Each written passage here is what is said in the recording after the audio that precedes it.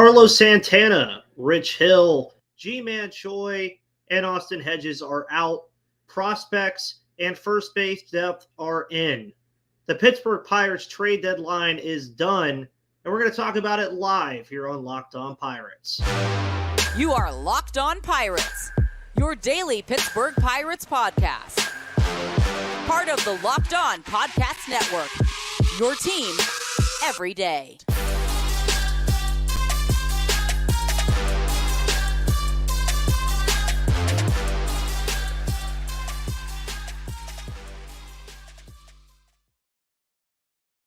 And welcome back, everybody, to the Locked On Pirates podcast here on the Locked On Podcast Network. I am your host, Ethan Smith. Follow me on Twitter at MVP_Ethan or at Locked On Pirates on Twitter.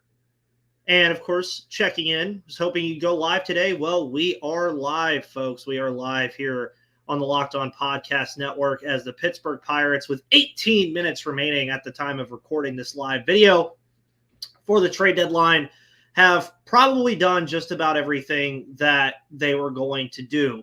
I talked about it last week. I talked about it a little bit over the weekend on Twitter as well, that I expected the Pittsburgh Pirates to move on from Carlos Santana, which they did. I expected them to move on from Rich Hill, and I expected them to move on from Austin Hedges. After the Santana deal was made, I did not expect them to move on from G-Man Choi. Sorry, my mind just blanked for a second. But they did. They moved on from G-Man Choi as well in that deal with the San Diego Padres that brought back 3 prospects. Reminder, the last time the Pittsburgh Pirates made a trade with the San Diego Padres that featured 3 prospects, they got back Tucupita Marcano, Michelle Miliano, and Jack Sawinski for Adam Frazier. So that's a trade that you can look back on and with the Pirates and the Padres, and as well as the Joe Musgrove trade as well. That was another trade that those two teams made together also. So when you look at this trade deadline for the Pittsburgh Pirates, it was definitely different from the past couple of years, not in the fact that they were selling, because they were selling the last couple of years as well, but a lot of the pieces that they had on this team were not hot commodities like they have been in past years, where we were hearing about Brian Reynolds being traded, or we were hearing Tyler Anderson's name and Jose Quintana's name thrown all over the place. Well, this year, they didn't exactly have that. We knew Rich Hill would bring something back. We knew Austin Hedges, being the defensive-minded catcher he is, and with the Rangers, which is where he ends up going for international bonus pool money, needing a needed catcher with Jonah Heim potentially going on the IL, there was going to be mutual interest between the Pirates and a couple of these teams for their players. It was just a matter of how much were they going to get back, and they were never going to get anything back that was going to be crazy value. And that's what you saw from this trade deadline for the Pittsburgh Pirates. You didn't see anybody come back in these trades for this team where they acquired 4 players that blows you away. 2 of them are lottery tickets. One of them is a first base depth player in Alfonso Rivas, more on him later. And then the other is a left-handed pitcher in Jackson Wolfe, who has potential to potentially be a back-end starter or even a good bullpen arm.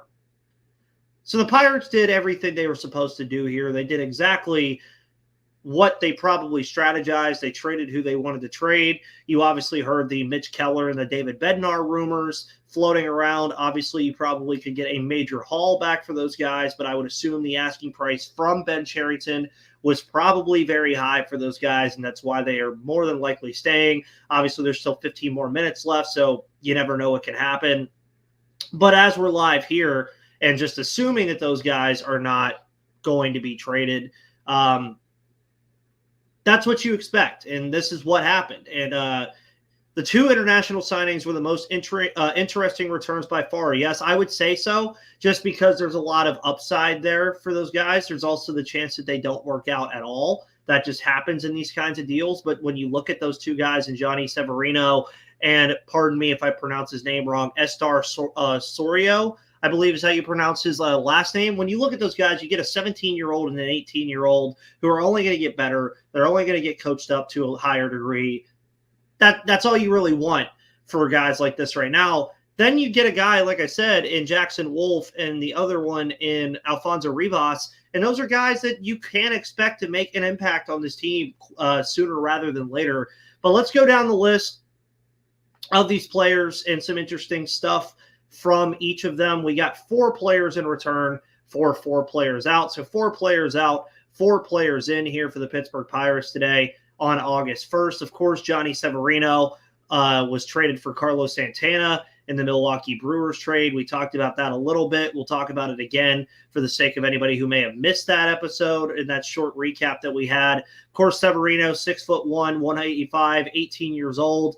In 14 games this year, he slashed 250, 283, 589, 872 in 14 games. He's also already homered for the Florida Complex League Pirates. He did that on July 29th, and he went 1 for 5 yesterday, so he's already right there playing for the Florida Complex League Pirates. And the interesting tidbit that I wanted to bring up with Severino the other day that I didn't get the chance to bring up was the fact that he did sign that $1.23 million bonus with the Brewers in 2022. He was the number 21 international prospect out of that international prospect class. And the Pirates didn't even spend that much money on their 2 international signings from that class. Of course, Tony Blanco Jr., one of my favorite prospects in the system right now, still very young. He was the 11th ranked outfielder in the class, and then Yordany De Los Santos was the 12th ranked shortstop. Both of them were in the top 50. The Pirates didn't even spend combined on those 2 players what the Brewers spent on Johnny Severino. So obviously you have to be happy about that kind of return. The Pirates, as we know, are always a very busy team during that international signing period, and now get busy with the international signees at the trade deadline in the Carlos Santana trade. Obviously, you look at Severino and he's listed as a shortstop. You never really want to get into that too much with these guys being so young, just because maybe they do stick at shortstop. Maybe they end up going somewhere else. Scouts all across where you read about Johnny Severino say he does have a profile that can fit at multiple positions in the field. So maybe he becomes an outfielder being 6'5". You never know. Maybe he becomes a first baseman. All of that stuff is really a moot point right now until we see what the bat can do for a guy like Severino. But he does have that profile. He's above average power guy. He does have above average fielding. Lottery ticket. Hopefully he works out. You'll see him 3-4 years from now. Then you move to the San Diego Padres trade. Of course, going into today, the Pirates had only made 1 deal. That was the Carlos Santana move. And we kind of expected that Rich Hill and Austin Hedges would get moved. What we did not expect was that Ji-Man Choi was going to be moved as well. We'll get into that trade here in just a moment, but I want to let you guys know about the wonderful people over at Game Time.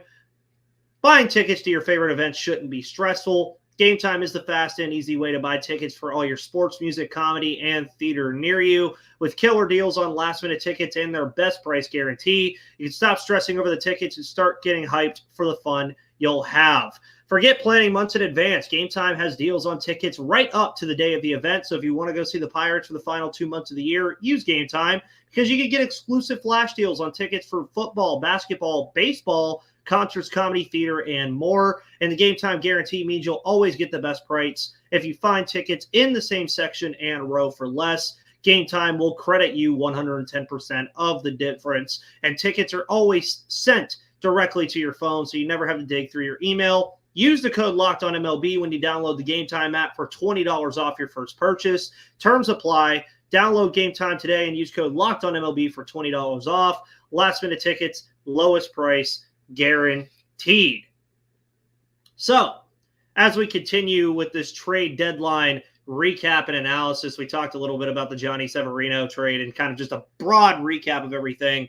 But now we move to the Padres deal, which was the biggest deal of the day and the one of 2 deals for the Pittsburgh Pirates made on deadline day. Of course, if you have not heard and you are here, I'm assuming you have, Rich Hill and Ji-Man Choi were traded to the San Diego Padres for Jackson Wolfe, Estar Sorio, and Alfonso Rivas. Again, if I am pronouncing Sorio's name wrong, I apologize. I am open to you helping me out in the pronunciation of that name.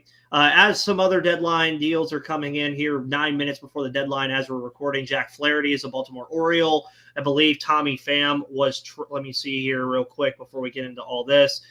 Tommy Pham was indeed moved to the Arizona Diamondbacks. But for the Pittsburgh Pirates, obviously the big guy in the trade with the San Diego Padres has to be left-handed pitcher Jackson Wolfe. He was a fourth-round selection in 2021 out of West Virginia University. So you have to be happy about that. Kind of a local kid in terms of where he played college. 6'7", 205, 24 years old. Doesn't throw the ball all particularly hard.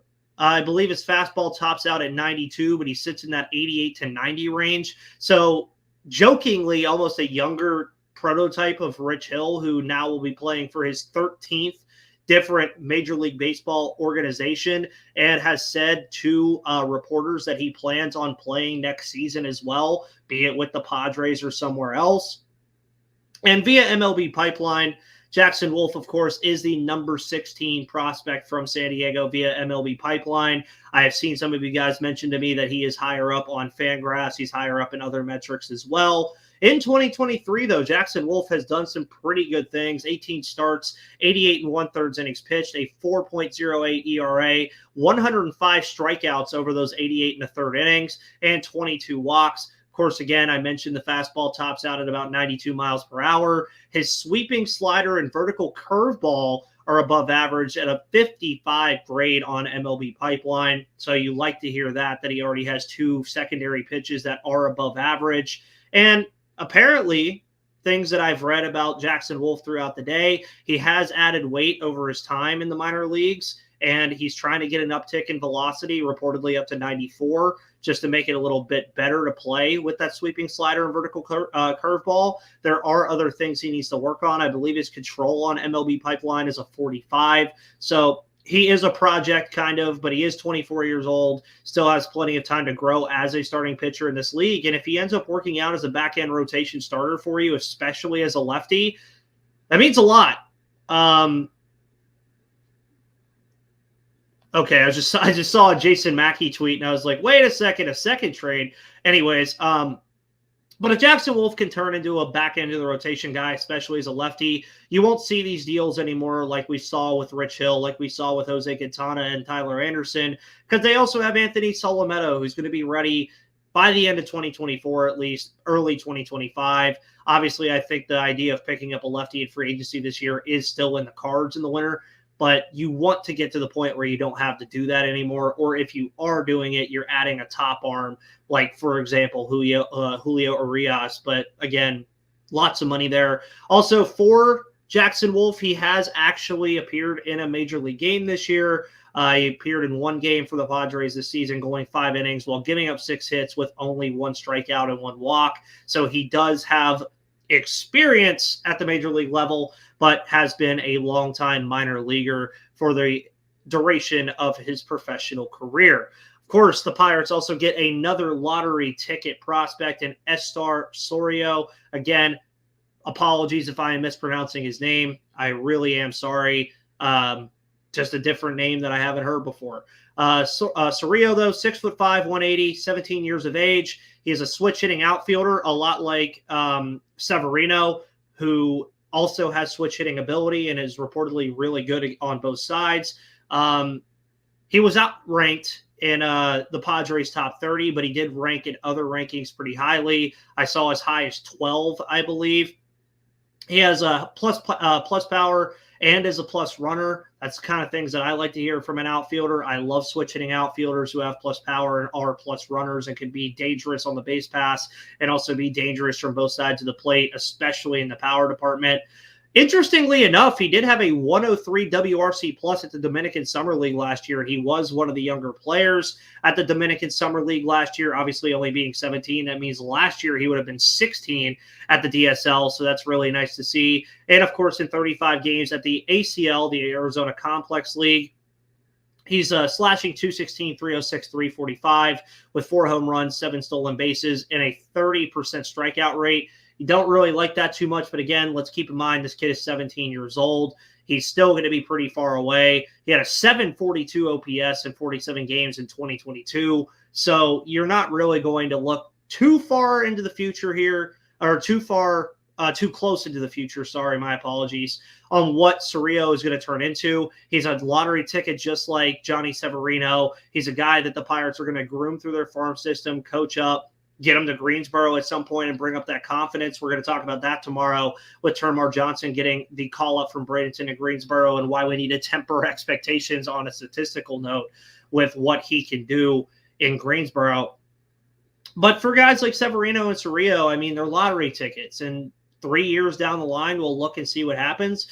You look at the Adam Frazier trade in 2021. We've seen what Tucupita Marcano is. We've seen what Jack Sawinski has turned into. Michelle Miliano is still a guy that's in the lower parts of the system at 23 years of age. So you just never really know what's going to happen with these guys, but you have to be optimistic about it. And also be happy that for Rich Hill and G-Man Choi, you get a starter in Jackson Wolfe who could potentially be a back end of the rotation starter, a youthful outfielder in Estor Sorio who could potentially turn into something. And now Alfonso Rivas, the part of this trade that I'm personally not that excited for, just because I don't think Alfonso Rivas is all that great. I think at best he's a quad A player. If you guys don't know, quad A players are those guys that rake in AAA and never amount to much at the major league level. Of course, Rivas, 5'10", 190. He's now 26 years of age. Former 2018 fourth-round pick by the Oakland Athletics. Only 15 major league at-bats this year. Batted 200, 294, 333, 627. Over his career, though, in the minor leagues, he has 310 at-bats, 245 average, 330 on base, 323 slugging, 653 OPS, 4 home runs, 29 RBIs, 110 strikeouts, and 35 walks. Strikes out a lot, doesn't walk a whole lot. Now, where things get interesting about all this, and I don't know if those are his career stats, by the way. Now I'm reading my notes. But what gets really interesting about this now with Rivas is you look at his 2023 minor league stats at AAA, and he has 208 at-bats this year at AAA, a 332, 462, 582, 1.044 OPS slash line, with 9 home runs and 40 RBIs. Those are all, of course, career best for him. Stuff that you would like to see translate to the major league level. But, I mean, with what we've seen from Rivas at the major league level in his career, it's not a lot, to be honest, but he's never really amounted to much. So at best, I think he brings depth to the first base position. With Santana and Choi gone, obviously you need depth at that position. And obviously, Anthony, I'll kind of bring you up here. Austin Hedges, of course, was traded for international pool money to the Texas Rangers. Just a deal that had to happen. We heard Ben Cherington talk about it on his radio show, that Henry Davis, of course, would be getting more playing time behind the plate. Eddie Rodriguez, of course, is already would already be doing it. So, you know, that's really where that all gets into. And international pool money for Austin Hedges, better than nothing. Pirates love the international pool of prospects every year, so I'm sure they'll find a way to use it. So now that we've kind of heard everything, Pirates send out 4 players, they get back 4 players. What are the positives and the negatives here for the Pirates and how this trade deadline went? Well, you look at who they sent out. They sent out Carlos Santana, Rich Hill, G-Man Choi, and Austin Hedges. All guys who were on expiring contracts, all guys that were aging, and now you have the chance to play the young guys. Obviously, as I mentioned earlier, you knew Carlos Santana and Rich Hill were clear trade candidates. After the Santana trade, though, I didn't really think that G-Man Choi would be moved. I actually thought the Pirates might even flirt with the idea of re-signing him in 2024. But now he's traded as well. So that makes you think about what first base is going to look like for the rest of the season. And, I mean, Jared Triolo is a guy that could potentially play that spot. Connor Joe, we've already seen him play that spot. Alfonso Rivas could, of course, add depth to that position and potentially play that spot. If Malcolm Nunez can get healthy, maybe we see a September call-up for Malcolm Nunez, who was, of course, acquired in the last year's trade deadline from the Arizona Cardinals, and the Jose Quintana trade that also brought the Pirates Johan Oviedo. So you look at where this leaves the Pirates at the first base position, and it's been an issue with this team for quite some time. And we've seen it for quite some time since Josh Bell's departure, that we just have not really had a good first baseman. Obviously, I've heard some of you guys talk about Trey Mancini. I'm just not interested. I've kind of flirted with the idea of bringing Josh Bell back, but he can't field all that well. So there's positives to all this here. Is obviously you look at Henry Davis and the catching opportunities he's going to get for the remainder of the year. You had to move on from Hedges. Of course, Hedges will give the Rangers defensive prowess, despite, of course, his 180 average and 28 OPS plus. And yeah, you have a gap at first base once again. It's been a common thing for the last couple of years. But let's look at the positives here from this trade deadline for the Pittsburgh Pirates as we come to a close. Positives, of course, you gain an intriguing prospect in Jackson Wolfe and 2 lotto tickets in Severino and Severino. Obviously, you also pick up Rivas, but again, I just don't think Rivas is going to amount to much. You also get Andy Rodriguez and Henry Davis, full catching reps. One or the other will be catching at any point now this season, and I think that's perfectly fine. On days that Henry catches, obviously Andy will go to the bench. You'll also probably end up moving Josh Palacios or Connor Joe out to right field and then doing whatever you plan on doing at first base. So that opens up things. You also got something back for these players that you picked up over the offseason. Rather than getting nothing, you at least got something. Now the negatives. Even with the Rivas addition, you now lack first base depth again, which was something they put a huge emphasis on in the offseason with the Carlos Santana acquisition and the G-Man Choi trade that kind of kicked off the offseason. Now, you probably have Connor Joe. You probably have Alfonso Rivas. You probably have Jared Triolo. That's what I would expect. Do I like it? Not really. I would have rather held on to G-Man Choi, but I also do understand why the deal was made, because you want to get something back for him. And wow, JC actually in my chat said this, and we'll talk about it a little bit here now. Rodolfo Castro has been traded to the Philadelphia Phillies for left-hand pitcher Bailey Falter. So Bailey Falter on his way to the Pittsburgh Pirates, another left-handed pitcher, may I add, brought in now alongside Jackson Wolfe. And I know a lot of you guys were also talking about trading some of these middle infielders because the Pirates do have a major gap with the middle infielders. And it makes sense. I mean, you have G1 Bay, Tucupita Marcano, O'Neal Cruz is going to be coming back at some point. So Rodolfo Castro, one of the more favorite players that I had on this team throughout his tenure as a Pittsburgh Pirate, is now on the move to the Philadelphia Phillies in a buzzer beater move. Honestly, 604 now at the time of recording, and that's interesting. Of course, again, JC had it for Bailey Falter. Good job there. Dylan Cease, by the way, was not traded. The New York Yankees were the last team to make a move here at the trade deadline. All 29 teams had made a move. The Yankees now making it the full 30. Sneaky Fat Cat said, unload the middle infield. Let's go. Yeah, I mean, Bailey Falter, let me go ahead and just look up some quick stuff here on my phone on Bailey Falter real quick to give you guys some stuff. Bailey Falter, of course, 26 years of age, 6'4" out of Chino Hills High School. Let's see what we got from Bailey here. And this could be a move for the Phillies as well. That makes a lot of sense just because they did end up picking up Michael Lorenzen.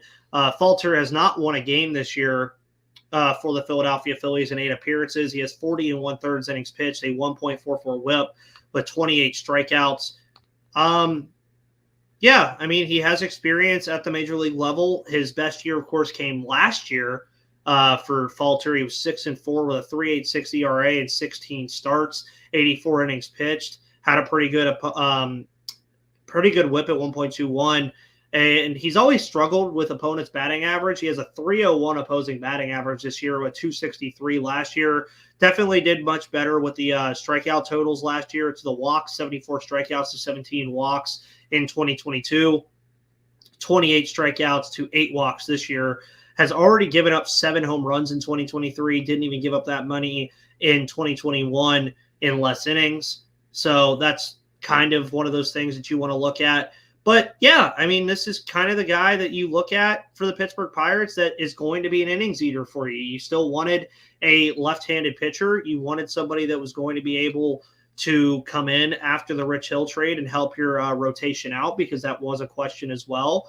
And right now, he's pre-ARB. He's $733,000, 1.03 service time for him as well. And it looks like the Pirates, of course, will have arbitration for him in 2025. So maybe Falter could be a bullpen arm for this team in a realistic world. Maybe he picks up some of his 2022 performance. And he has a career 4.56 earned runs average, 136 strikeouts. He's 8-12. Obviously, the deal is pending physicals. So yeah, Rodolfo Castro added to the list here of trades. And that was a buzzer beater, folks. Thank you all for tuning in, by the way. This is a very nice crowd. Some other big news out of the trade deadline before we head out of here. Tigers did not trade Eduardo Rodriguez. Obviously, Dylan Cease is staying with the Chicago White Sox. The Phillies, of course, end up getting Rodolfo Castro. Of course, the Pirates will receive Bailey Falter, as we just spoke about. The Cardinals are receiving Cesar Prieto and Drew Rome from the O's in exchange for Jack Flaherty. So the O's actually get their starter that they were looking for. Falter, again, apparently also only tops out around 90, 92. Yeah, very nice stuff. Very, very nice stuff. So, guys, that is the trade deadline recap and analysis show. Not much else to talk about here until tomorrow. Tomorrow, we're going to talk about the Termar Johnson promotion to Greensboro. Of course, K. Brian Hayes is back in Pittsburgh and will either be lifted off the IL today or tomorrow. That game is about in an hour and 15 minutes. So we'll obviously get some news on that after this live show is done. Guys, thank you so much for tuning in. If there's any other Pirates news that comes out of trades, if they make another minor deal, because deals can still be made after the 6 o'clock deadline, we'll talk about that as well. Guys, can't thank you enough for tuning in. Thank you so much here for tuning into the Locked On Pirates podcast. Follow me on Twitter at MVP_Ethan or at Locked On Pirates for all of your news, analysis, and more about the Pittsburgh Pirates for the remainder of the season. Guys, thank you so much. Have a wonderful rest of your Tuesday evening. I will see you tomorrow.